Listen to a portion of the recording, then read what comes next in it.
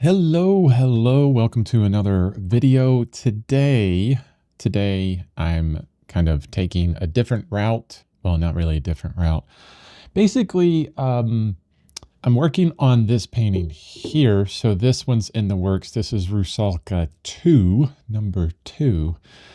But I'm going to interrupt the making of that painting, which I'm trying to find a place to put it that I don't get the paint everywhere, which is not easy. So I'm doing a demo today. I'm doing a demo at a gallery. And what I want to do is start the next painting in this series, because here's the image of it. You can see the image there. 7 by 12. I like the 7 by 12 size. A little bit smaller than the one I just showed you. But I'm doing a demo, and one of the things I want to show in the demo is the entirety of the process. I don't want to start with a block-in stage already done.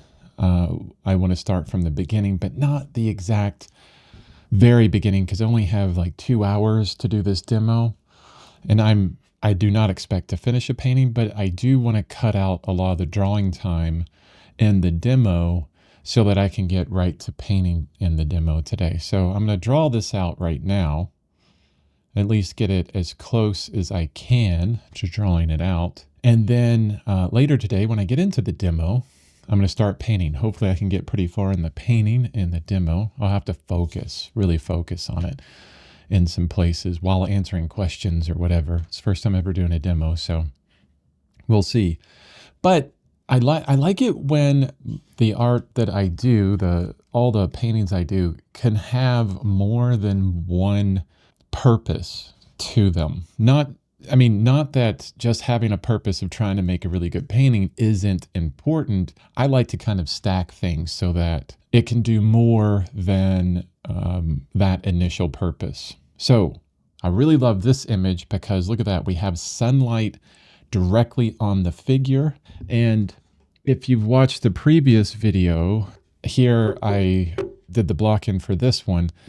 And the image for this painting, there is no sunlight on the figure at all. So I'm making it up as I go, really making it up. What I can do is utilize the third painting in this series to understand better how the natural sunlight will look, and then repeat that in the second painting, repeat what I learned from this one into that one. That way it looks a little bit better. So it has multi-purpose to it. Not only is this demo going to be helpful, hopefully, to the people that I'm giving it to, but it's also going to make another painting in the series, or start another painting in the series. And it's also going to help me inform the previous painting in the series as well. So it has at least 3 purposes to it besides just painting and having fun and hopefully making a good painting. Oh, I'll have to bring my color charts as well. Hopefully they could get a lot out of that. Oh, these are dry. Yay, it's dry. Okay, fantastic. All right, well, I'm going to time-lapse the drawing here. This video is going to be just the drawing. The next time you see this painting, I will have painted on it. I don't know how much further I'm going to get in the demo today, but you'll see it on the next painting or one of the next series, because I'm bouncing between 2 different paintings now. It may be really confusing for YouTube. I don't know, but that's daily life. That's daily art. That's daily painting. And I like to be as authentic as possible. All right, I'll shut up. Let's get to the time lapse. See you on the other side. Bye-bye.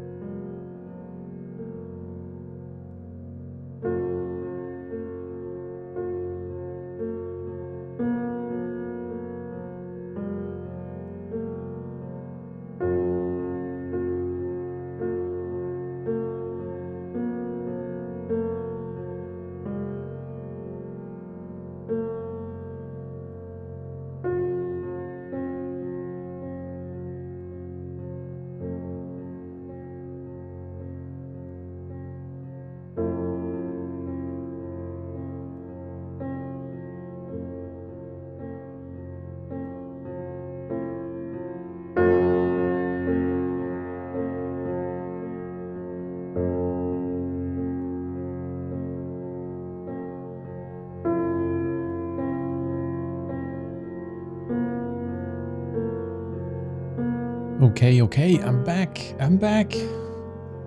And as maybe you guys know, hopefully, maybe, uh, I could talk forever about anything in artwork. Actually, I just got off the phone with a person that was talking about artwork, and it was like an hour and a half conversation that was supposed to be only 30 minutes because I can't shut up about it.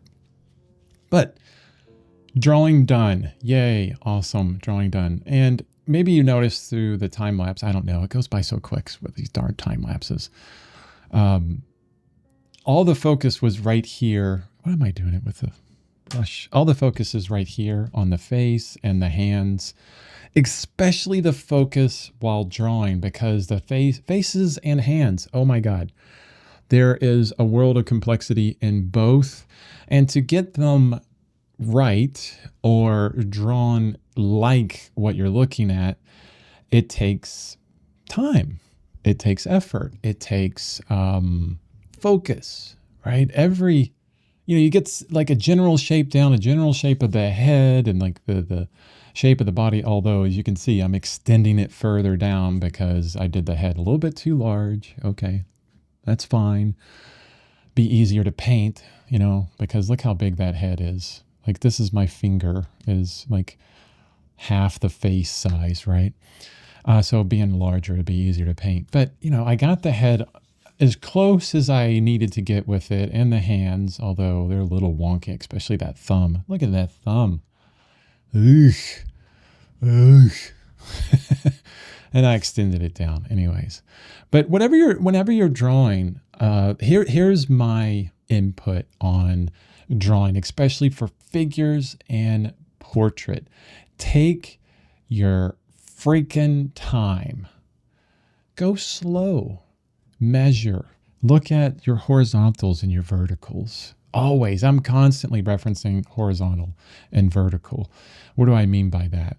Let's say the eyebrow meets the contour of the head here. Okay, we'll drop a horizontal on that. Oh, that's exactly where the top of the ear is as well. So it goes right over. Okay. Vertical, where the eye socket kind of ends at the contour of the head. Where does that end up, like on the lips? Okay, it's right there at the part of the lips here, the finger versus the neck on this horizontal, the vertical of this thumb compared to the head, right? Where does that line up? All these horizontals and verticals. Take the time to measure, to move your way through it, to look at distances between things. It's an important stage of the painting, even though when I paint this, 90% of all this drawing will go away because I'll paint over it. It's still important to do that and embed some of that in your head because you will remember. I do. I don't even know how to remember it. I don't try and remember it, but I do remember placement on things. It happens. It really does happen. You're a lot smarter than you think. Yes. So take your time, work on it, do what you can, but don't beat it to death for years, okay? Don't sit here, it's been 6 months on the same drawing because it's not exactly perfect to the photo. Get it as close as you can and then move on from there. But spend enough time on it. And that is as clear as mud, right? Super clear. Like, how much time should I spend on it? What is good enough? You have to figure that out for yourself. And you know how you figure that out for yourself? You keep doing paintings. Try spending 2 weeks on just a drawing for a painting and see if that's too much. Maybe like your limit is 1 hour, right, on drawing, or maybe it is 12 hours and that's what you spend on a drawing. Figure that out for yourself. But take the time that it needs, whatever that is. Sometimes, you look at artists and they're like, you know what, I just need an indication for 3 different things happening here and the rest of it I'll paint. Other artists, they will have a fully, perfectly rendered drawing and then seal it with some clear acrylic sealer and then paint over it from there. They want, maybe that they don't need, but they want that completely finished idea before they go onto the painting stage. You have to figure that out for yourself, okay? But if there's one thing that I feel that I've seen has become universally true with drawing and drawing accuracy, all the best artists that I've ever watched demo or do paintings, they take their time with the drawing. They place a mark down, kind of lean back, place another mark down, lean back, erase that mark, place it again, do a measurement, and just move through it. And it's almost meditative in a lot of ways. And you're like, oh, this is going to take forever if I do it that way. Surprisingly not. Think about it this way. What will get you to a finished drawing faster? Moving your hand really quick or being accurate with everything you put down? The latter will get you there faster. Like usually when a person is fast at painting, they're not just throwing stuff down. They're accurate with it. Everything they put down, right on, just hits the mark just there. And it takes a lot of skill, a lot of effort, a lot of training to get to that point. But it's all about placing it down and placing the next thing down and then placing the next thing down. And then eventually you look, you turn away for a second, you look back and you're going, holy crap, that's an amazing painting that looks like it just came to life, in no time. I remember watching Richard Schmid do a demo. Max Ginsberg, I watched him do a demo. Fantastic. Or Greg Manches, Nicholas Uribe. I mean, man, they take their time. Bam, bam, they just hit it. They've got all that skill where the accuracy is there. So take your time, do the best you can, figure out the timing for these things. And this is going away because this is going to be in a demo today for me. And I'm going to be doing it in a gallery, and you'll see that on a later video. Thank you so much for watching my videos. If you want to see a bit more about my artwork, buy my artwork, things like that, go to my website, chrisbevan.com. It's linked in the description below.